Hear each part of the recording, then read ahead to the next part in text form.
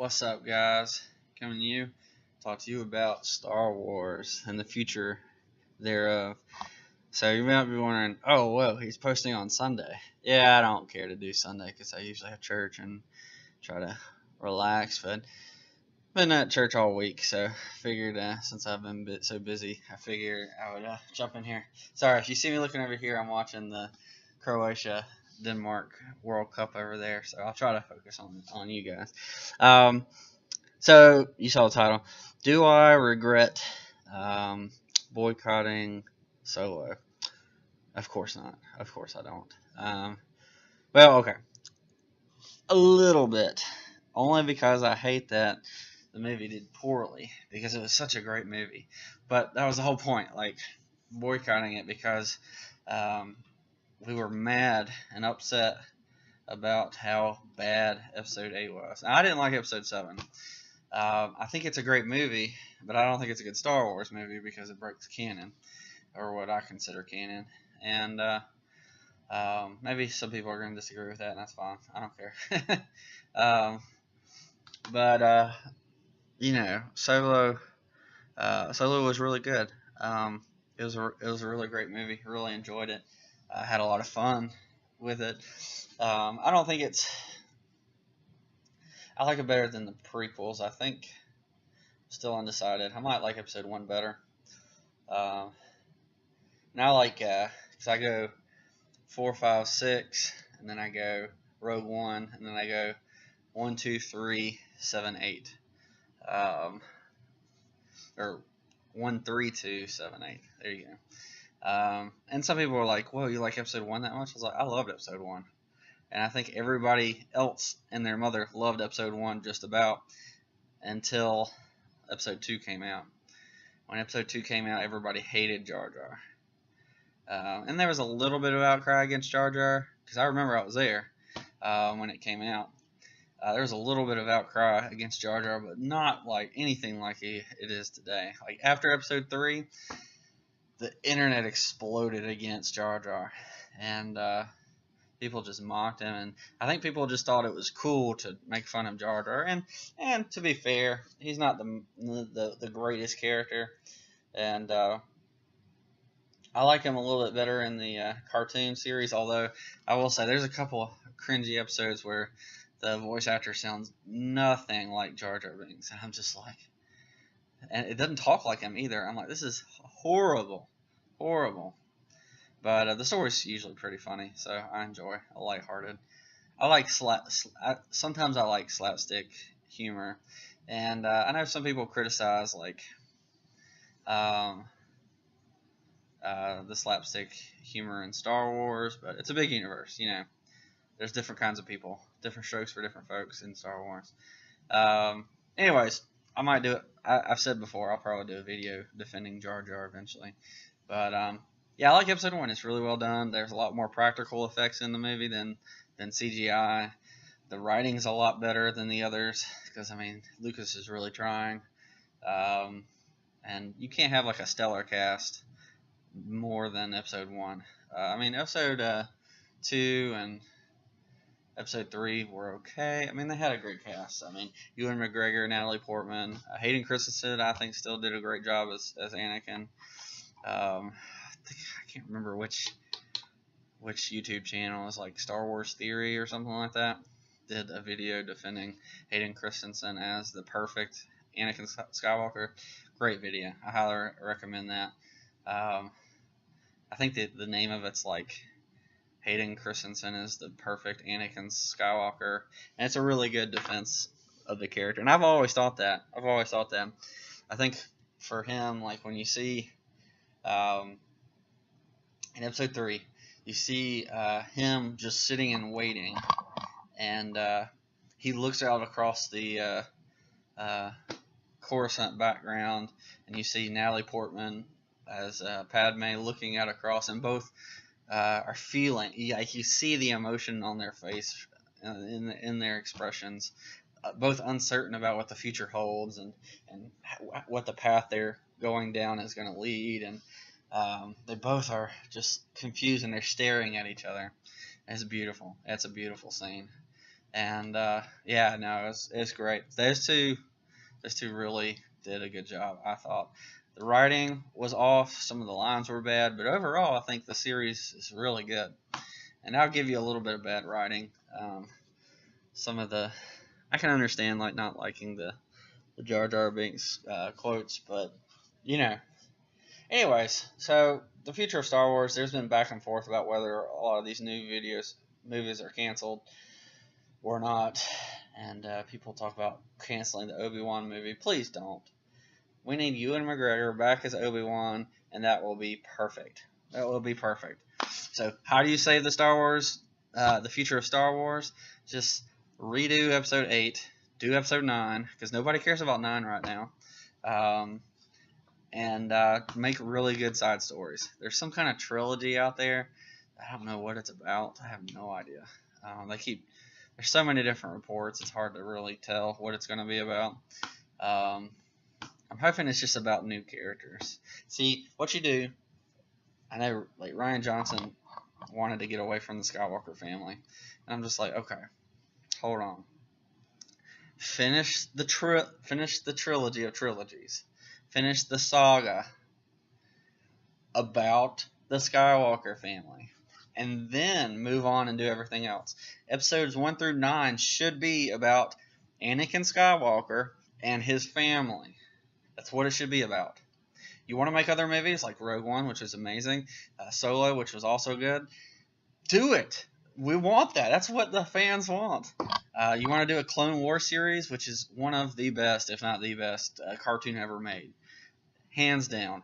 Amazing. Now, I will say, kind of a critique of it is that the videos, some of them are out of order, so they jump around canonically, so that can be weird. You'd be like, oh, where's Ahsoka? Oh, she's not around yet.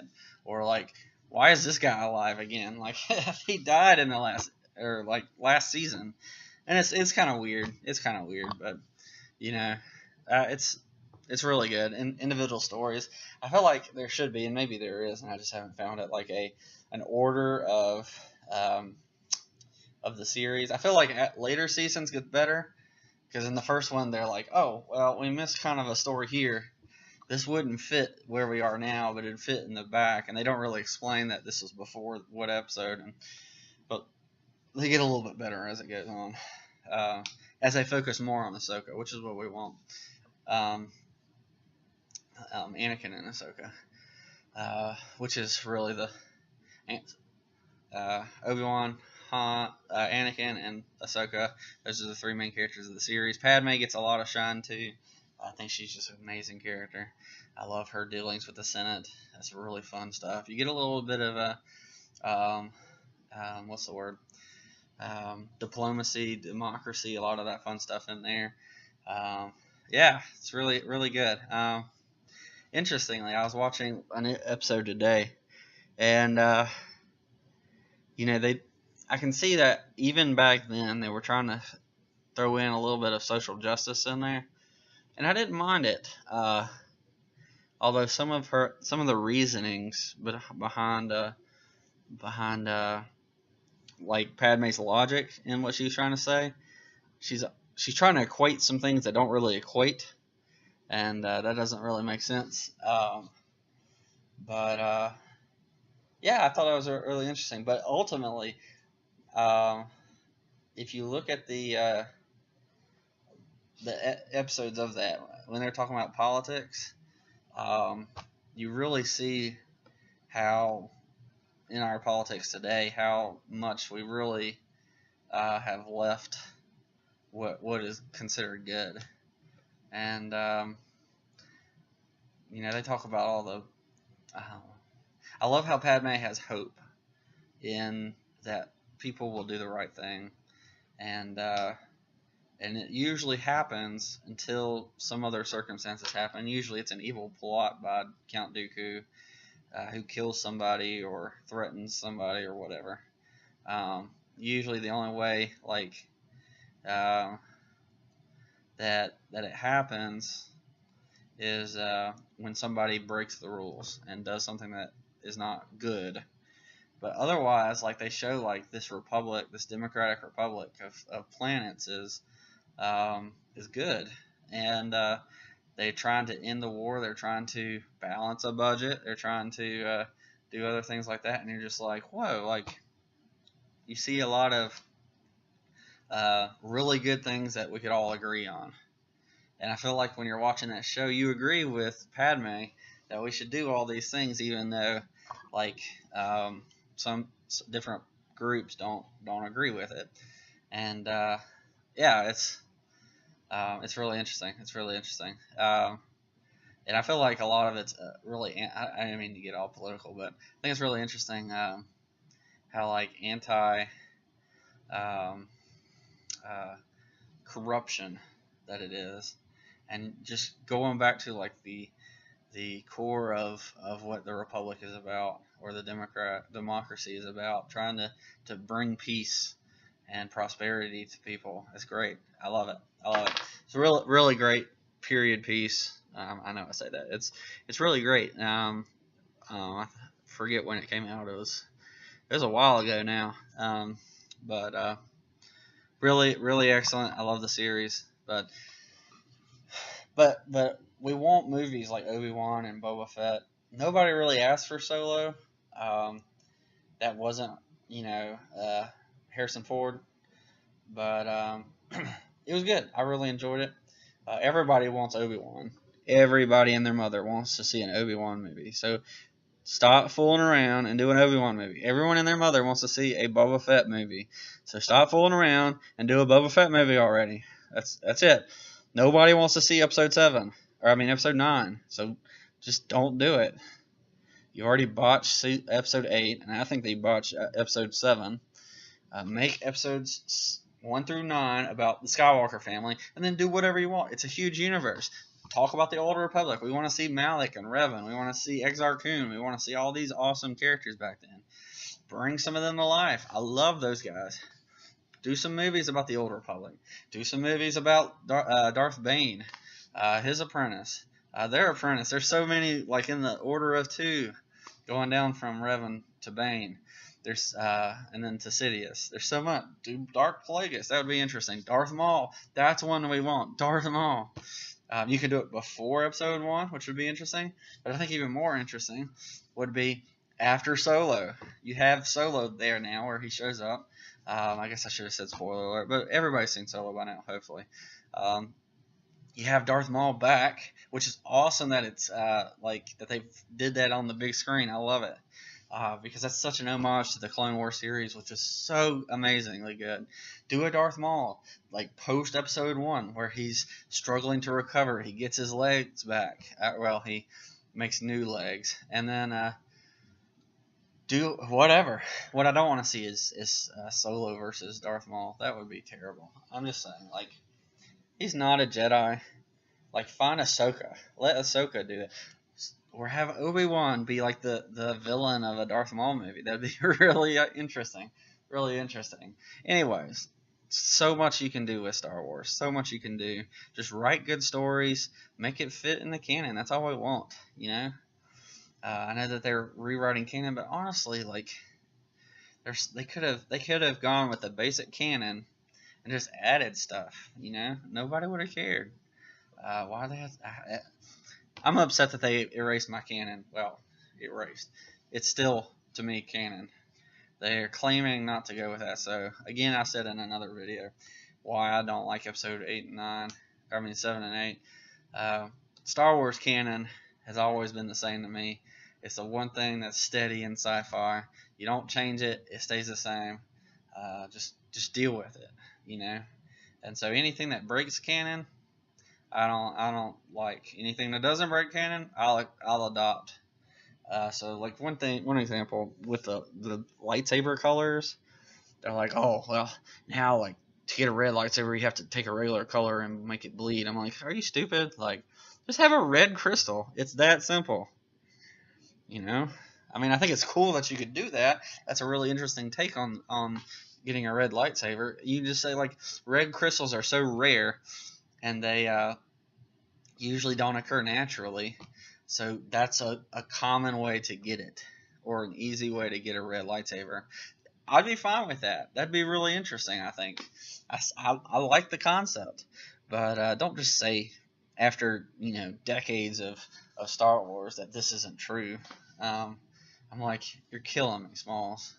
So I don't regret boycotting Star Wars. If it means that they're not going to make really awesome movies and that all we're really going to get stuck with is Episode 9 and whatever stupid trilogy Rian Johnson comes up with, which I think that, praise God, he's out of the picture for the most part. So maybe whatever trilogy they're working on will be interesting. Just don't connect it to episodes 1 through 9. Please, just save us all the trouble. Or for my sake, 1 through 6. Because again, I don't accept 7 and 8. I definitely don't accept 8. I think 7 is at least a good movie for revisionist history. But yeah. So yeah, I'm not really upset. Future Star Wars, there's so many possibilities. Give us a young Luke. Give us a young Han Solo and Leia adventure, like where the married couple with kids runs around. I know I said kids because they had 3 kids. Give us that. Give us an origin for Rey finally. I'll be interested in episode 9 just to see where Rey comes from, because Rian Johnson thought some stupid reason they shouldn't do that and make it interesting.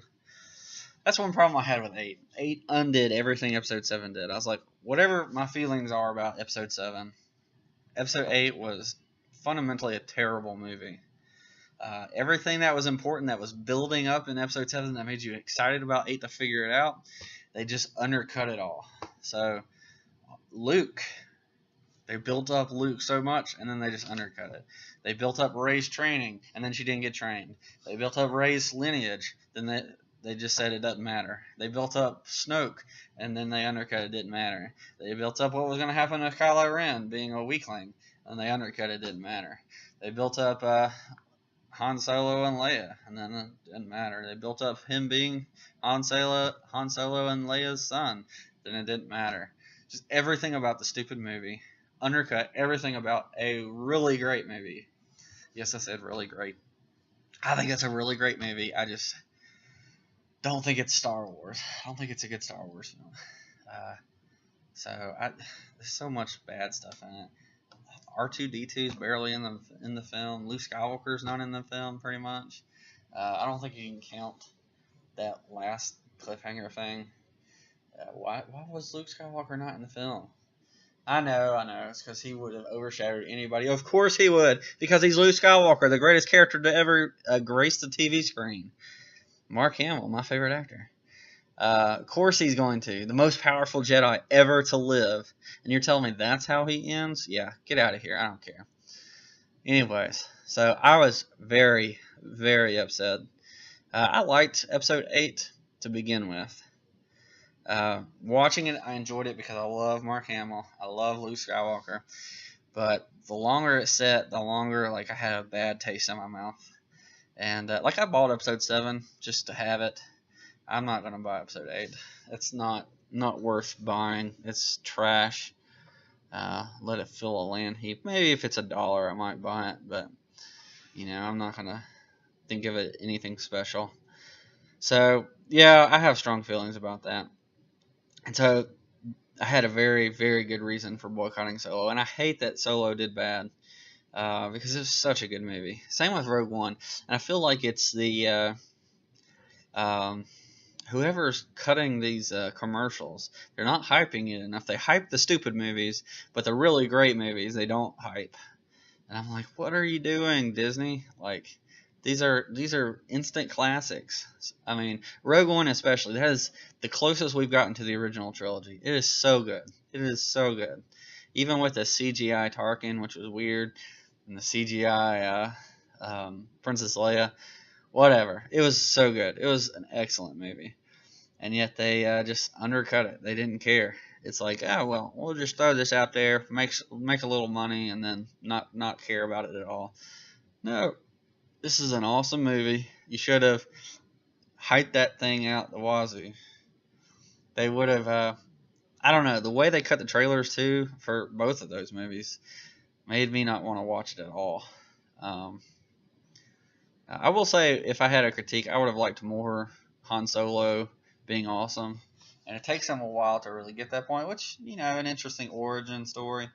I did think that they and I did all this in my solo review. I thought the way they gave him his name was stupid. It was dumb.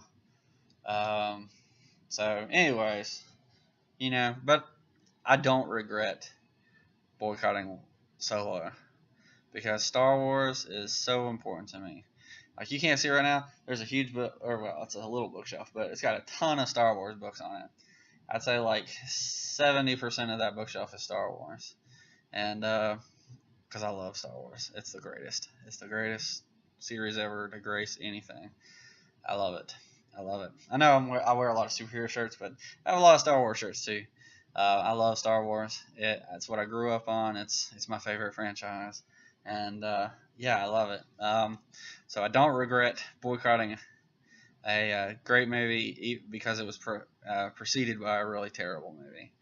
And hopefully, and I think a lot of Disney has kind of gotten the picture. A bunch of people have been fired. They're getting out of Disney. I guess they're not technically fired, but they're basically fired. And Disney's cleaning house, which is awesome. Thank God we're finally, getting some straight stuff over there. Sorry, it's a really interesting game over there. But yeah, so I have a lot of hope for the future of Star Wars. Obi-Wan's got to be awesome. If you do Obi-Wan right, you're gonna make this great. Episode 9, I don't even know why they're still trying to do Episode 9 because nobody wants to see this film now that they run it. Just reboot 8. At least make 8 and 9 good movies, even if they're not gonna be good Star Wars movies, in my opinion. I'll take that. I'll take what I can get. But anyways, let me know what you think. Did you boycott Solo too? I know a lot of people did. Did you like Solo? Did you like Episode 8? What do you think about the movie? And I will catch you next time. Peace.